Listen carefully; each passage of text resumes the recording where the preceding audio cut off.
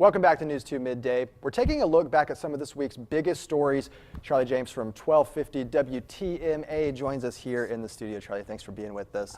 Thank you, Kobe. We're talking about a lot of different things, including an ethics probe, and this could be a really big deal, you were saying. It was a big deal a couple of days ago when Governor Henry McMaster was first brought up with this probe with what's going on in Colombia. Of course, now we heard last night that John Corson was indicted on 3 counts of ethics charges up in Colombia. So now this net is getting wider and wider, it seems. David Pasco was tasked with doing this ethics probe in Colombia, and I think he's taking this job very seriously.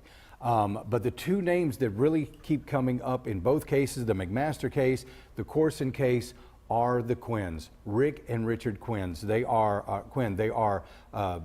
political consultants. They've been in the game for years and years and years, and their names are the one that keep right at the top of the list of both of these investigations. They keep coming up. I think Pasco is going to, like I said, I think he's cast this net far and wide, and I think he's going to be picking up a few more fish along the way before it's over. And the Quinns have sort of been involved consulting with a lot of different South Carolina Carolina big names. players. Yeah, absolutely, and they've been doing it for years. And of course, there was talk that when McMaster was running for the chairmanship of the South Carolina GOP, they were broke.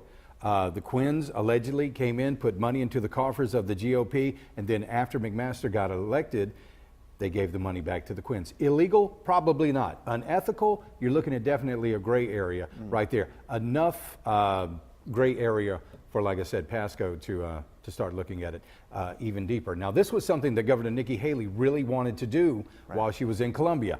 Ethics reform in the government here in South Carolina, and I think that Pasco is doing a good job in trying to make sure her wishes are carried out. And speaking of Governor Haley, she was on the Today Show. Yes. She talked about the travel ban. She says she supports it, says that it's not a Muslim ban.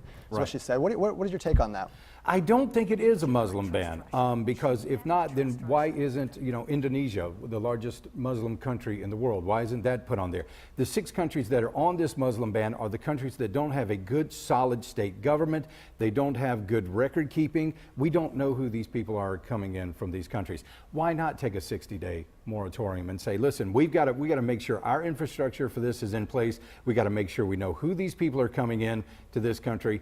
And I think Nikki Haley was absolutely right. I thought that they kind of tried to get her to throw, Matt Lauer tried to get her to throw the president under the bus, but she wasn't going for it, because she's not going to be remembered as the Secretary of the United Nations for the United States. Not in the long run, I don't think. She's got bigger plans, in my opinion. Right. And I want to move on and talk about one last thing. I want to talk about a bill that is in the Senate to talk about a pilot program for growing hemp here in South Carolina. Industrial hemp. That's what we're talking about. Right. Now, there's been rumors for a lot of years that industrial hemp was made illegal here in the United States because the cotton industry didn't like it. So they said, you're not growing any hemp, whether it's marijuana or it's regular industrial hemp, and that's why it's been forbidden for so many years. But if this thing can become a cash cow or a cash crop for South Carolina farmers, I'm all for it. Let's get it done, and they're going to be doing a lot of research with that. And some of, like college students haven't been researching this for years. Yes, studying in hemp. That's right. I'm a major in hemp studies. Right, exactly.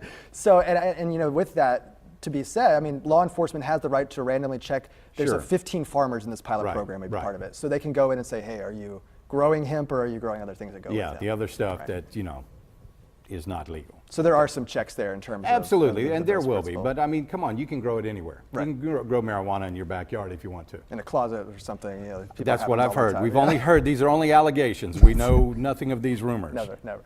So Charlie, thank you so much for being here. Really appreciate it.